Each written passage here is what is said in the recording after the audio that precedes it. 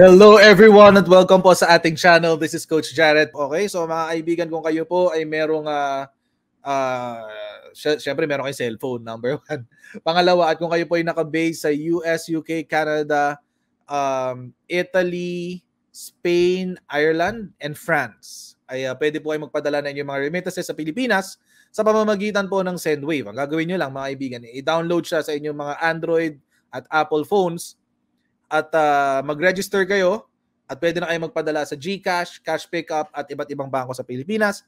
At sa inyo pong unang sign up po, pakigamit na lang din po yung ating promo code na Coach Jarrett para magkaroon po kayo ng $10 free credit. Ayan. Nakakatuwa mga kaibigan kasi may mga nagpa-private message sa akin, sinasabi, Coach, salamat po sa $10 credit. Sabihin, gumamit pala sila. Naku, marami pong salamat dahil gumamit po kayo ng Sendwave. At ayun, so paki-ano na lang po, paki-download na lang po 'yan. Register kayo. Gamitin niyo po ang aking promo code na Coach Jarrett para magkaroon kayo ng $10 free credit sa inyong unang padala. For some reason today, ang daming nangyayari sa aking social media. Hindi lang po sa akin mga kaibigan, marami pong mga pro-admin vloggers ang nawawala ng account. In fact, si Madam Ellie, yung kanyang pambansang madam, biglang nawala. Si Old School Pinoy, biglang nawala yung kanyang YouTube channel. Pareho sila, sabay. And I think marami pang iba na nawalan ng YouTube channel ngayong araw na to. On my end naman mga kaibigan, kanina pong umaga, yung akin pong Coach Jarrett Facebook page was demonetized. Demonetized po mga kaibigan. Ibig sabihin, pwede ko siyang magamit pero hindi na tayo pwedeng gamitin yon para hindi siya nalalagyan ng ads basically. That's one. Tapos ngayon, habang nagse-schedule ako ng live stream sa Facebook, hindi na rin ako makapag-live stream mga kaibigan. Wala raw akong hindi deactivated daw ang aking live streaming feature. Hindi ko alam kung ano nangyayari. So, hindi ko alam kung dahil ba to binatikos natin si Loren Legarda o yung mga, well, sabi naman, di naman daw konektado kay Loren Legarda. Pero yun mga kaibigan, hindi ko naiintindihan ano nangyayari. Hindi lang, may mga YouTube channel na biglang nawala, as in, hindi lang dinemonetized tinanggal mismo yung channel. So that's one. And in my case, personally, ang aking po experience, demonetized po yung ating Coach Jarrett Facebook page. Hindi na rin po tayo makapag-live stream. Wala na raw tayong live streaming feature. So, hindi ko alam hindi ko lang alam kung anong merong ganap ngayon. Pero, something is fishy. Something is fishy, mga kaibigan. Hindi ko alam kung anong nagaganap ngayong araw na to. Kaya, like in my case, ako magpa-file ako ng appeal kasi dalawang Facebook page ko yung hindi gumagana yung live streaming feature. Balik tayo ng konti sa history. August 30, nagkaroon ng privilege speech si Loren Legarda sa ating Senado. So ito si Senator Loren Legarda nagsalita. Ang sabi niya, I worked with the left. Nothing wrong with that. Yun ang kanyang sinabi. Hindi na lang. Pero mga kaibigan, ito pa ipapapanood ko uli sa inyo kasi I want to keep on reminding all of you, all of us. I want us to constantly be reminded of the things that she said on the Senate floor nung panahon na yun. Okay? Panoorin natin ulit mga kaibigan. Ayoko nang basahin to. Panoorin na lang natin kasi pareho lang naman yung papanoorin natin. Ulitin natin to mga kaibigan. Cavite for stating that he does not wish to be interpellated. This representation, Mr. President, would have wanted to not just interpellate, but to be more enlightened on this issue, but it will take so much time. I simply want to state, Mr. President, that believing in an ideology which may be different from the majority, in layman's terms, believing in policies and philosophies which may be left of center, so to speak, does not make anyone subversive. In fact, in 1992, it was former President Fidel V. Ramos who repealed the anti-subversion law. Having said that, Mr. President, I have pushed for the resumption of peace talks. We know that the comprehensive agreement on socio-economic reforms is on the agenda. And this was a legacy of former President Ramos. And I hope that the peace talks can be revived, can ensue, so that the common goal of leaders of our country, whether we are elected in the Senate or even working with a grassroots organization deemed subversive or left by government, but not really proven, can work together towards more equity, peace, and authentic, real reforms in the countryside. I will never judge Chair Popoy de Vera, just as I will never judge his sister. I do not know the issue, and I do not know her personally. All I can say is that having celebrated National Heroes Day yesterday, there are many heroes in our midst whom we see and who we do not see or know. Even heroes who may be associated with the CPP. They have no heroes. That They I have no worked heroes. with the National Democratic Front, and I am not ashamed of it.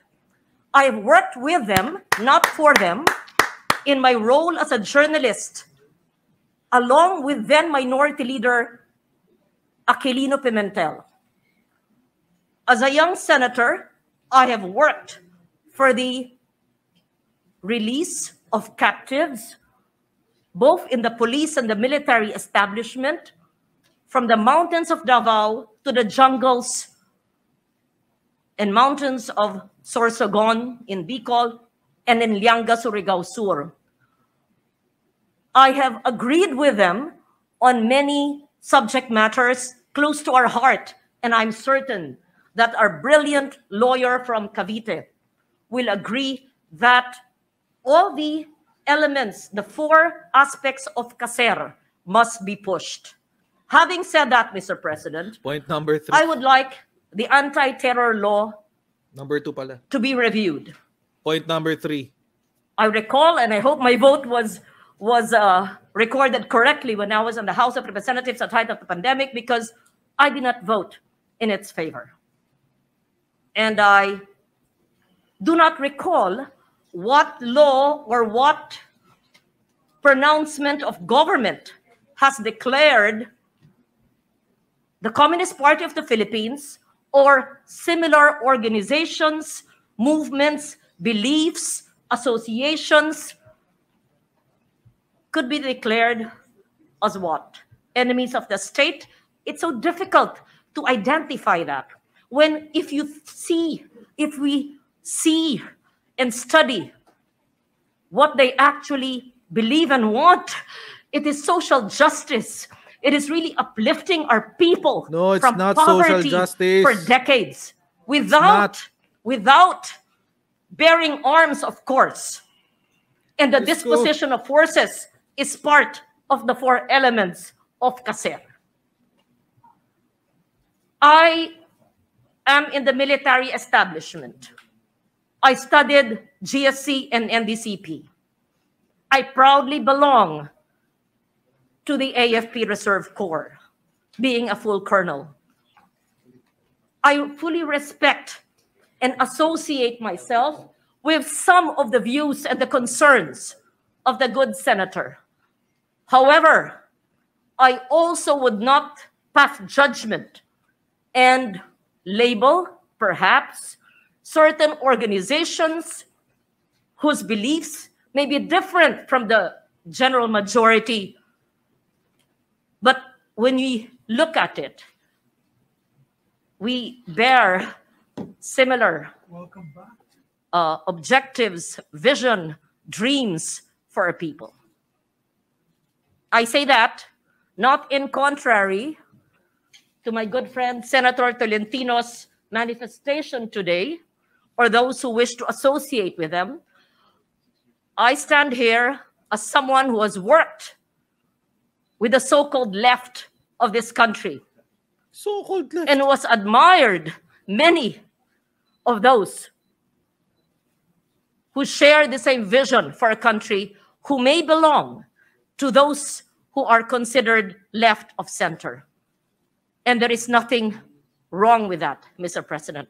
It does not make anyone subversive. In fact, there's no subversion law.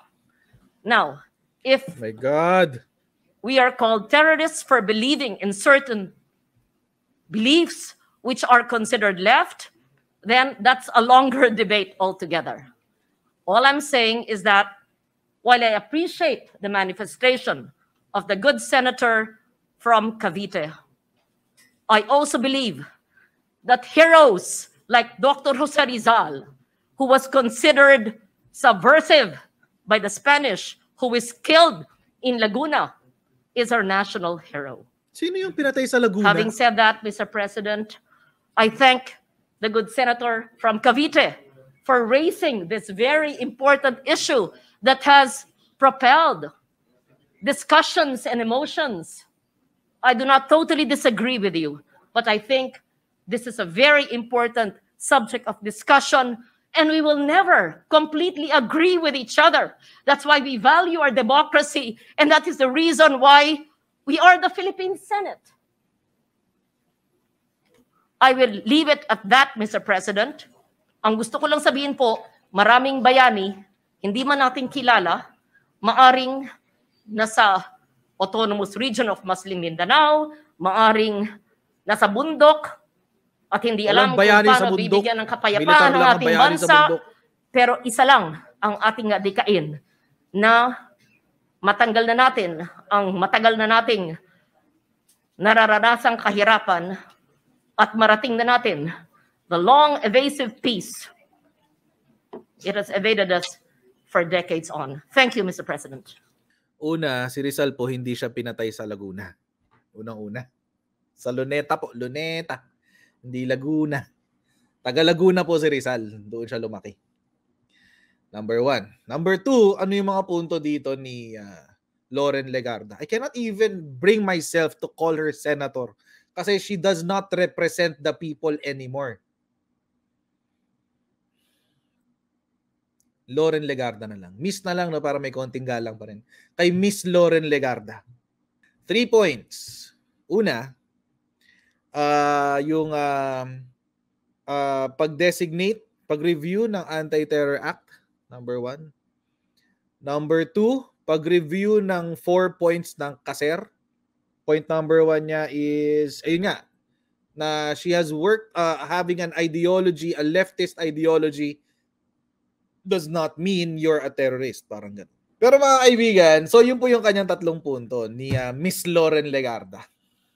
Okay. I cannot bring myself to call her, kahit senador siya, but I cannot bring myself to call her senator.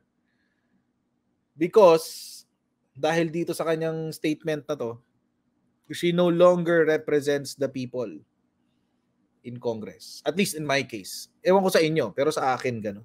Sa akin ganun. Sa kanila lang siguro.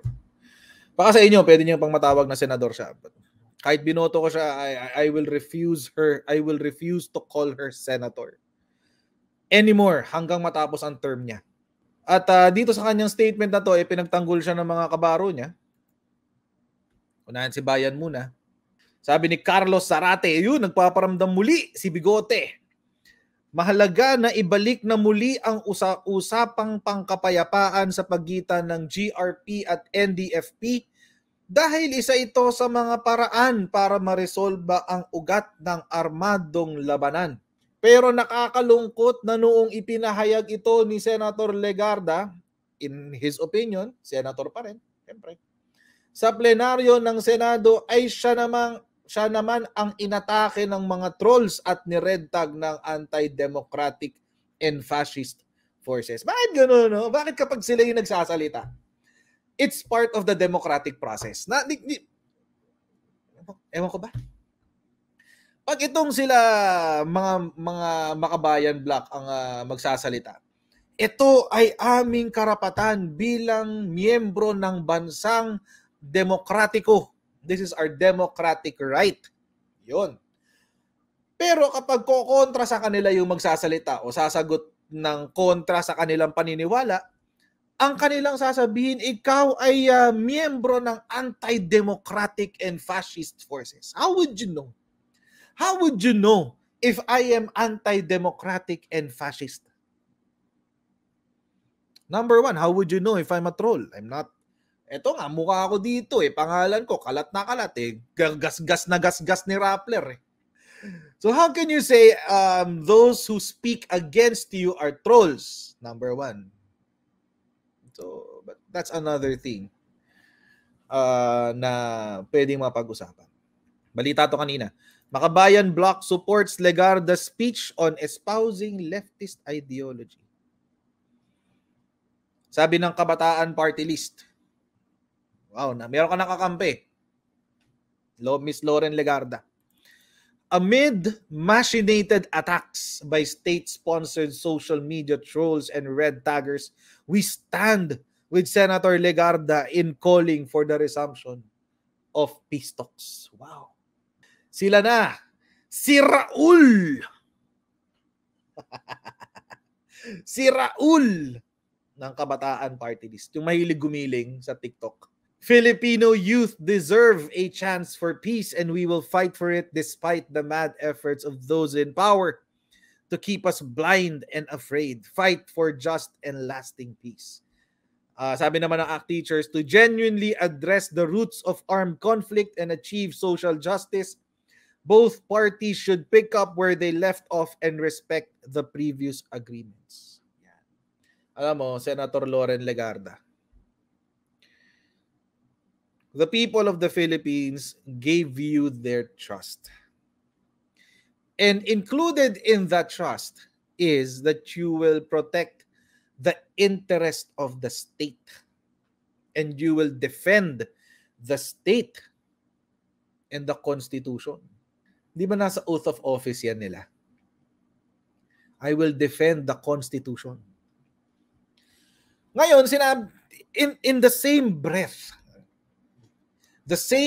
that she used to utter the words, I will protect the Constitution,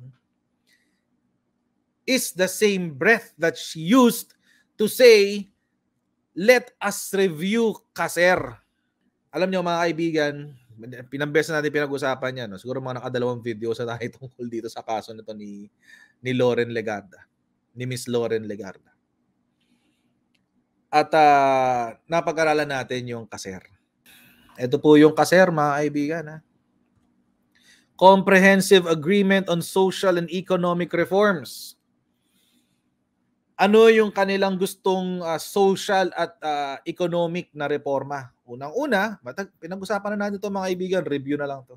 Kung babasahin nyo itong Section 6, parang napakaganda. Independent and sovereign economy, sovereign self-reliant, planned and industrialized national economy, genuine agrarian reform. Ito talaga actually yung Kaser mga kaibigan. Ito talaga yon. Number 3 lang yon.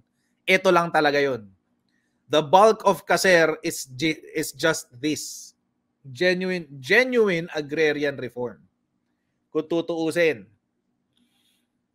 Ngayon mga kaibigan, paano mo ma-achieve itong genuine agrarian reform according sa Kaser na gustong pag-aralan at gustong igayahin at i-implement nito ni Miss Loren Legarda?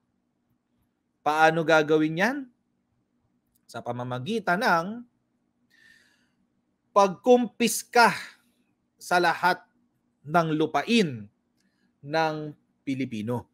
Lahat daw ng lupa na ginagamit at pwedeng pang agrikultura. Paano kapag ang iyong bahay ay nakatayo, your privately owned land ay nakatayo sa isang lupa na pwedeng sakahan?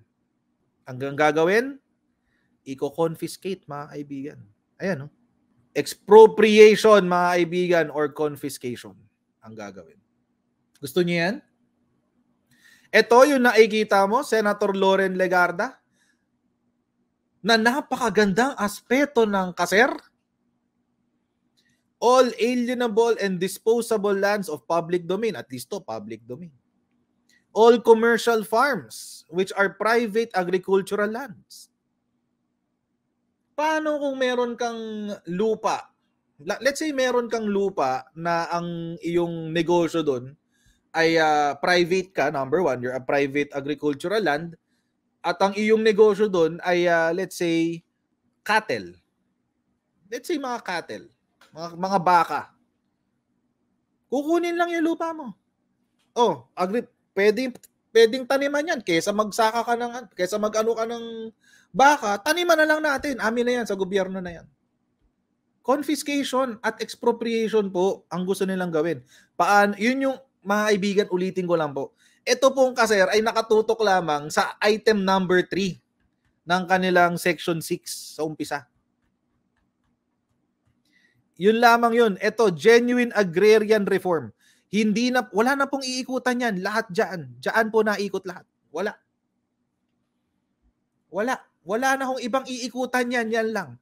Meron silang sinasabi tungkol sa industry. Meron silang sinasabi tungkol sa mga manggagawa, etc., etc. But how can you do that if you don't have industries? May sinasabi sila tungkol sa science and technology, etc., etc. Pero how are you going to do that? If you are a closed economy. Sana yun? Ito yun eh. Pinaganda lang nila yung pangalan eh. Self-reliant. Self-reliant essentially, ang ibig nilang sabihin dyan, hindi yan yung self-reliant na ibig sabihin natin na parang kaya natin buhayin sarili nating bansa. Hindi. Self-reliant yan na ibig sabihin sarado yung ekonomiya. Walang iba makakapasok. Yun pong ibig sabihin yan. Independent and sovereign economy. Ibig sabihin, ang ating ekonomiya ay hindi nakakabit sa kahit kaninong bansa.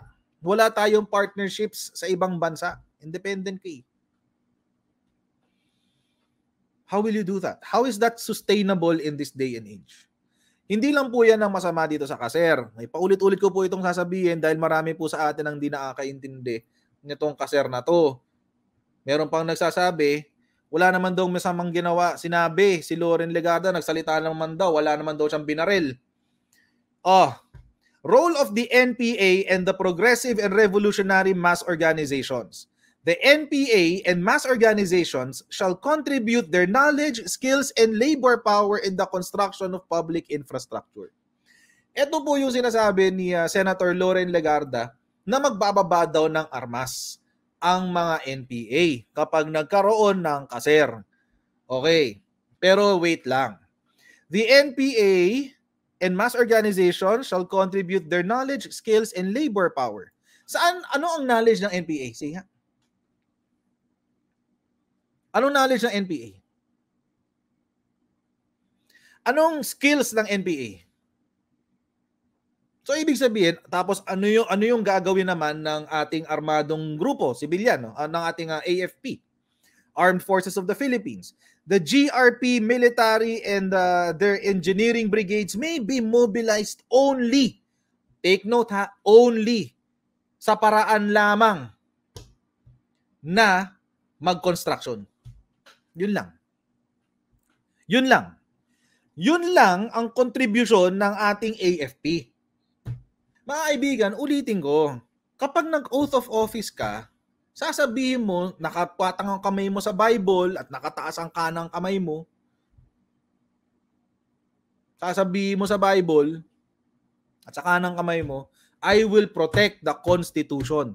The Constitution is very, very, very explicit na it is the role of the state.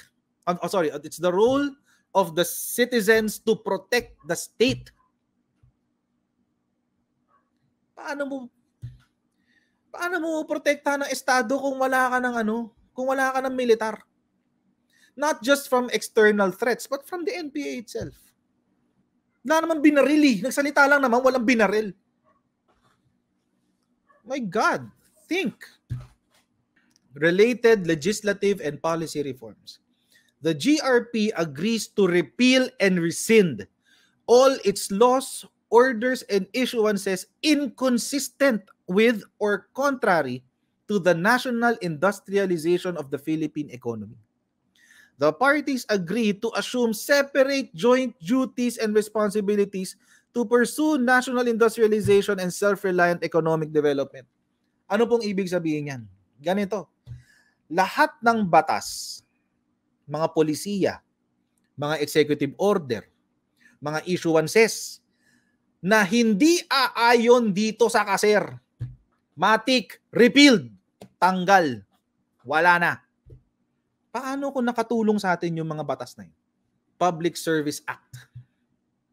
100% ownership ng mga public service industries. Guys, think. Mag-isip tayo. Wag lang po kayong maniwala sa sasabihin naming mga vloggers. Maski po ako, questionin nyo rin yung sinasabi ko, walang problema sa akin yan. Carry lang yan.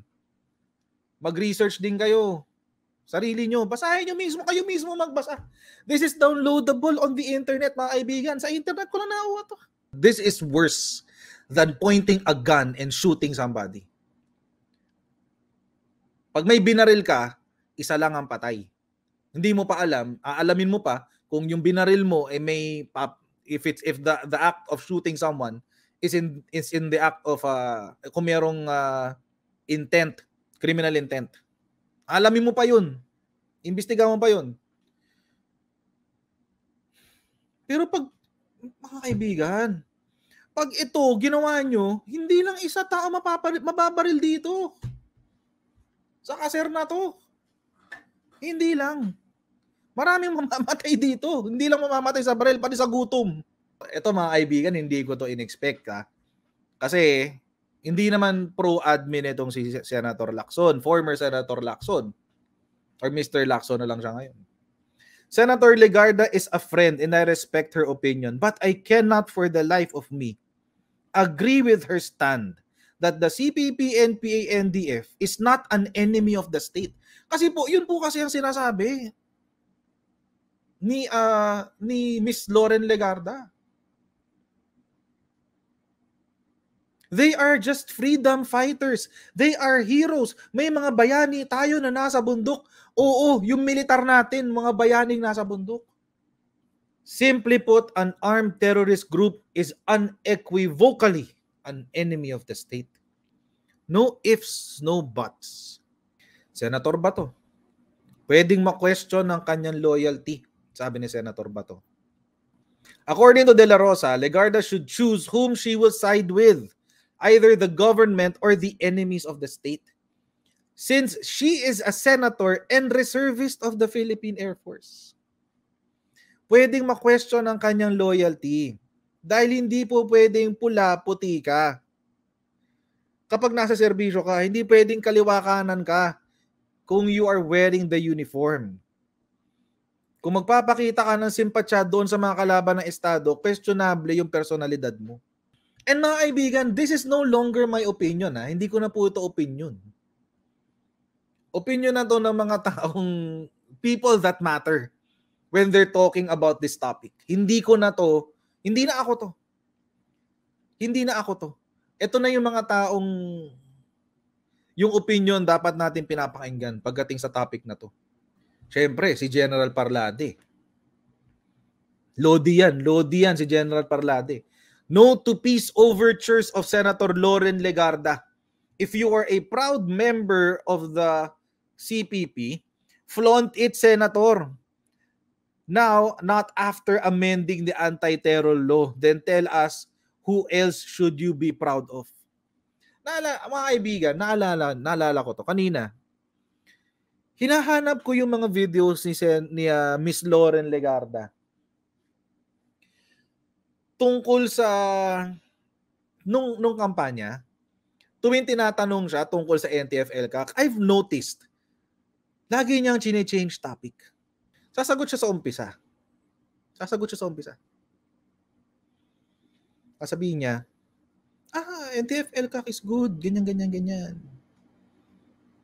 But let's talk about, lagi niyang hina-highlight yung Barangay Development Program. Arthur Luis Estrada, salamat po sa inyong super chat, and si Supra, syempre, salamat sa inyong super chat. Lagi niyang sasabihin lang niya, okay si NTF-ELCAC, yung Barangay Development Program, etc. And then ngayon, babalikan mo kami nung naihalal ka na 60 days after your election, babalik ka sa amin, sasabihin mo. Believing in policies and philosophies which may be left of center, so to speak, does not make anyone subversive. I have worked, etc., etc. I would like the anti-terror law to be reviewed. Hindi pa nga sinama dito yung sa kaser. Alam niyo yung mainstream media, hindi nila sinasama yung sa kaser. Yung quote na tungkol sa kaser, hindi nila sinasama. Saan nyo nang naririnig yan? Sa aming mga vloggers. Sa aming mga vloggers yun lang naririnig yung quote tungkol sa kaser. May nag-explain na ba ng kaser sa inyo galing sa mainstream media? Wala. Well, LCAB. Alam niyo naman si LCAB. Diba? Sila former USEC, Dr. Abadoy yan eh. Si Dr. Abadoy, si Ka Eric. Siyempre, alam naman natin, they will really attack it. Di-discuss talaga nila yung kaser. Pero other than them, and other than yung mga vloggers, sa mainstream media, narinig nyo ba yan, yung kaser? Hindi nyo maririnig yan, mga kaibigan. At lumabas po yan sa bibig ni Senator Loren Legarda, ni Miss Loren Legarda, sorry, nadulas lang ako, ni Miss Loren Legarda, 2 times doon sa speech na yun. Lumabas yun sa bibig niya twice. Pag-aralan natin yung 4 elements of kaser. Kasama sa kaser ang pagbababa ng mga weapons. Pag-surrender ng mga weapons. Gagamitin ng militar para for whatever economic purposes. Pero kung titingnan mo yung konteksto nung kaser mismo, iba yung laman. Words are the most dangerous weapons anyone can wield. Kaya nga meron tayong meron tayong quote, the pen is mightier than the sword. Bakit? Kasi ang mga salita nagbubunga ng mga ideya. Ang mga ideya nanganganak ng galaw. Yun po yan, mga kaibigan. Kaya napakahalaga ng mga binibitawan mong salita. May kapangyarihan ang ating mga binabanggit. Ang mga binibitawan nating mga salita, mga kaibigan, nanganganak yan ng ideya sa isipan ng mga nakikinig. Yung ideya na yan, magkakaroon niya ng galaw in one way or another. Kaya nung sinabi ni Senator Loren, i-review natin si Anti-Terror Act. I-review natin si Anti-Terror Act. Pag-aralan natin yung 4 elements of kaser. Let's not take it lightly. Dahil senador siya. She should represent the people. She should defend the Constitution kasi yun yung kapangyarihang ibinigay ng Constitution sa kanya. Tingnan nyo. Yung simpleng sinabi na to ni Miss Loren Legarda, may resultang ganito. May resultang ganito. See? Yung mga nautong kabataan nitong mga grupo na yan, ng mga ganyan, panghahawakan nila yung sinabi niya ni Senator. Senador nga ng Unity nagsalita ng ganito. Yung mga mas bata natin na miyembro ng grupo ng Unity, na mga naniwala at bumoto sa Unity, titingala sila sa sinabi ni Senator Loren Legarda at sasabihin nila, ay okay lang pala yun? Hindi po. Hindi okay yun. Sa lahat ng taong papaenggang ko, siguro mas maniniwala ako dito kay Ambassador Bobby Tiglao, former Ambassador Bobby Tiglao. Sobrang build up ko talaga kay Sir Bobby Tiglao. Pero mga kaibigan, Sir Bobby Tiglao kasi legit siya, mga kaibigan. Legit. Mamaya natin puntahan natin iba pang reaction. Ito, RTF-LCAC. Western Visayas. These are very, very good questions ng RTF-LCAC. You, Senator Legarda, may have been forced by circumstance to reveal the last cards you hold close to your chest. Now you want the anti-terror law to be reviewed? And for whose benefit, Senator Legarda? for the CPP, NPA, and NDF, whom you said you admired many because you have worked with them in the past? Mga kaibigan, ito pong si RTFL CAC4 ng Western Visayas. Ito po yung grupo na nakikipagbakbakan ng rekta sa puwersa ng CPP, NPA, NDF sa Western Visayas. Hindi niya naisip na within 1,000 legitimate tribal leaders ang biktima at pinatay ng CPP, NPA. Until now, hindi nakialam si Senador Loren Legarda sa justice ng tribong pinapatay. Until now, walang justice yan eh. Tapos yan pa yung statement niya. From now on, i-announce ko sa buong Mindanao, even buong Pilipinas, na kailangan si Senador Legarda hindi kilalanin na isang leader sa ating gobyerno. At saka mag-declare kami ng sala, the whole Mindanao against kay Loren Legarda kasi masakit yan eh. Si Datu Lipatuan Joel Unad, chairman ng Mindanao Indigenous Peoples Council of Elders. Ito yung mga taong mga boses dapat pinapakinggan natin. Huwag na yung sa akin mga kaibigan. Siguro sa issue na to, kung papipiliin kayo ng kung sino-sinong vloggers sa dalawang mga options, option 1, option 2, option 3, siguro wag na sa amin. Dito na lang, sa mga taong ganito. Taong ganito. Sila na lang. Yung mga naging biktima talaga. Yung mga naka-experience ng hagupit, ng lupit, ng grupong pinagtatanggol ni Senator Loren Legarda. Wag na sa amin mga vloggers. Kung gusto nyo bumuo ng opinion dito sa sitwasyon ni Loren Legarda at ng NPA, wag na yung sa amin. Wag na yung opinion namin. Wag na yung opinion namin. Isama nyo na yung sa akin. Kesyo option 1, option 2, option 3, option 4, option 5, I don't give a damn. Ito na lang. Sila na lang. Opinion na lang nila ng mga totoong naging biktima. Sila na lang. Sila na lang pakinggan nyo.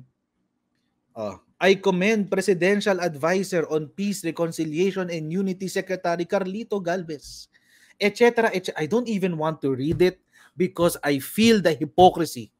I feel the hypocrisy in this post. This reeks of PR. Kung sino man yung publicist ni Loren Legarda, sinabi, ay meron tayong kabalbalan. Kailangan nating salba yung pangalan ni Senator Loren. Labas tayo ng statement. Purihin natin yung Presidential Advisor on Peace, Reconciliation, and Unity Secretary Carlito Galvez. Anong tingin nyo sa mga Pilipino talaga? Tanga? Bakit tayo dapat magalit sa sinabi ni Loren? 53 years. Ako mga kaibigan, mas maniniwala ako kay Ambassador Bobby Tiglao kasi magaling talaga to. Legit na magaling mga kaibigan. 53 years since the Communist Party launched a conspiracy to topple our democratic government through force, killing over 14,000 of the Republic's soldiers and police. I find it scandalous for a senator of the Republic to claim that the scourge of this land is merely fighting for social justice. Mas maniniwala ako dito. Love, mga kaibigan, magalit kayo sa akin. Walang problema. Go ahead. Mura-murahin nyo ako sa Facebook. Walang problema. Sabihin nyo inferior ako akong pinakamahina sa lahat ng vloggers. Alam mo, may nagsabi pa sa akin yan. Bobo-bobo ko. Bobo-bobo mo. Tanga-tanga mo. Etc. Walang problema. Carry na lang.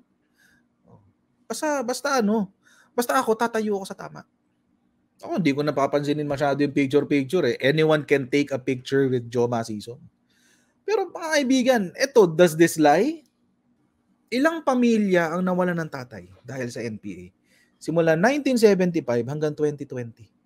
Tinalo pa ng NPA yung Abu Sayyaf tsaka MNLF, MILF combined. Oh my God! Oh my God! And then you're going to tell us, ito yung mga bayani na nasa bundok, yung mga pumapatay ng ganito, mga humihingi ng revolutionary taxes, include probably another 6,000 policemen executed by the NPA and its Alex Bongcayaw Brigade. And Legarda's heroes have killed 20,000 of our uniformed men who were defending the Republic. Maski nga sarili nila mga miyembro, pinapapatay nila, 4,000. Doon sa internal purging nila, nung 80s. 80s. 4,000, pinatay nila. Sarili nilang miyembro, hindi sila naawa. Nag-e-expect kayo na bayani yung mga yan. Yung mga magulang ng mga batang college student, ginamit yung kanilang idealism para imbitahan silang umakyat sa bundok, maipaglaban sa gobyerno, uuwing corn beef. Hindi kayo naawa doon? Loren Legarda? Inalem, salamat sa iyong super chat. Never ever minimize the effect of what the CPP-NPA has done to the country. Dito na lang ako maniniwala. Mga kaibigan, if you don't want to take my word for it, walang problema. Go ahead. You don't have to. Pero dito sa salita ni Bobby Tiglao, paniwalaan nyo siya. Kasi dati siyang kasapi ng grupo na yan. Dati siyang CPP, NPA, NDF. Tapos marami nagsasabi, anong gagawin natin? Nakaupo na siya, binoto na natin. Walang problema. Nandiyan na pala siya. Hindi naman siya impeachable. Ganun lang talaga. Wala tayong magagawa. Pero we can lobby. We can lobby. At the very least, mga kaibigan. Ito 19th Congress na website. Alam niyo naman to, no? Sa terms of office and privileges, makikita niyo dyan, suspension and disqualification. Section 16.3, Article 6 of the Constitution provides the manner in which members of the Senate, so malinaw mga senador to, yung 24, may be disciplined, suspended, or expelled. It provides as follows. Each house may determine the rules of its proceedings, punish its members for disorderly behavior, and with concurrence of 2/3 of all its members, suspend or expel a member. A penalty of suspension when imposed shall not exceed 60 days. Alam niyo mga kaibigan, this is an open challenge sa ating mga senador. Super majority kayo dyan. You have more than 2/3. You have more than 2/3. Yung mga super majority nating senador dyan, I challenge you, at the very least, suspindihin nyo naman tong ale na to. Kung hindi nyo kayang i-expel, at the very least, suspindihin nyo. This is an open challenge to all our senators. What Senator Loren has done is a travesty to the Senate itself. Kung hindi nyo kayang tanggalin dahil friends kayo, isuspend nyo man lang. Bigyan nyo ng hustisya yung mga naging biktima ng NPA. Bigyan nyo ng bigat yung commitment nyo sa NTF-ELCAC. Hindi naman sa dinidiktahan natin yung Senado. Pero naman, do something. Do something. Something. Kahit ano, do something. Wag naman disciplined lang. Wag naman yung admonish. Yung tipong, Senator Loren, wag mo nang uulitin yan. Konting palo sa kamay, okay na. Suspindihin nyo naman. Iparamdam nyo sa Pilipino na concerned talaga kayo sa welfare namin. Pakita nyo sa amin na wala talaga kayong kinikilingan. Isa pa yan, Sam W. Ito, sigurado ko, mas madali ito sa military. Kasi naringgan nyo na po siya sa ating mga magigiting na sundalo sa AFP. Mga sirs, mga ma'ams, please strip her of her rank. She does not deserve it. She does not deserve it. Hindi sapat dito yung pagre-retractin mo lang, binabawi ko na yung sinasabi ko tapos gawin lang nating pang blackmail sa kanya every time may bagong provision na ipapasa. May bagong batas. Di ba sinabi mo, purihin natin mga NPA, pumirma ka na dyan Hindi obra yun. Ano yan? Sanggol? I have a 4-year-old mga kaibigan. Ganon ko dinidisiplina yung 4-year-old ko. Hindi mo gagawin to, wala kang chocolate. Hindi mo gagawin to, wala kang ice cream. Hindi mo gagawin to, wala kang french fries. What the hell? Mga mamsers ng AFP, please, pag-aralan nyo naman po kung paano nyo pwedeng ma-strip ito si Miss Lauren Legarda ng kanyang reservist status. Dahil nakakahiya po talaga. Nakakahiya po talaga. Let go Tenko. Salamat po sa inyong super chat. God bless po. Ilang dekada na ba ang issue na to? Sana matigil na yan. I-highlight ko nga.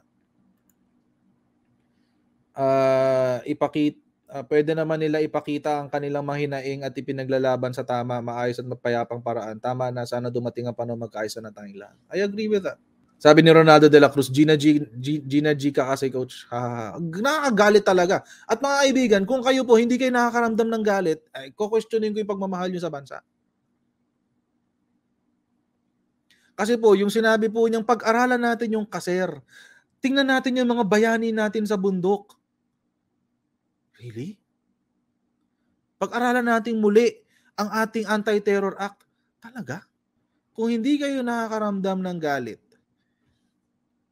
na si Miss Lauren Legarda misrepresented herself to all of us na botante, hindi ko po alam. Kasi po mga kaibigan, ako po, nung binoto ko po yung mga senador ko, I have a specific objective in mind. Meron akong mga gustong maisulong. Kasama po dyan, mga kaibigan, ang peace and order ng Pilipinas. At pag sinabi po natin peace and order ng Pilipinas, ang patuloy na pagsuko ng mga taong nasa bundok.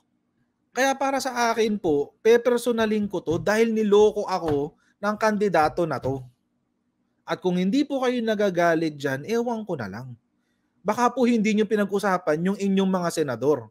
At pag sinabihan po kayo na kalma lang, wala namang binaril, minamaliit po ng kung sino mang nagsabi nun. Minamaliit po ang inyong kakayanan na mag-isip ng mga taong hihahalal para marating natin yung direksyon ng bansa na gusto natin. Kung hindi po ito personal sa inyo, okay lang, walang problema. Pero sa akin po, personal po ito. Dahil pinili ko po siya bilang senador. Hindi ko lang po siya pinili. Inendorso ko pa po dito sa aking channel. I actively endorsed her dito po sa aking channel. At ngayon po, I feel betrayed. I feel scammed. Yun ang mas magandang terminolohiya. Scammed. Mawala na ako ng followers at subscribers. Pero ulit-ulitin ko pa rin yung mga sinabi kong yun. Magalit na kayo sa akin. Sabihin nyo akong tanga. Sabihin nyo akong bobo. Sabihin nyo wala ka pang 1M, wala ka pang 2M, wala ka pang 3M. I don't give an F. May pangarap ako sa Pilipinas. Kaya ako pinili yung roster na pinili ko. Ngayon, kung ikukonsinti ko yan at sasabihin ko, baka misinterpreted lang, etc., etc. My goodness. I cannot. Alam nyo mga kaibigan, dito po sa channel ko, sumita na ako ng iba't ibang tao. Recently lang sinita ko si Sec Tulfo.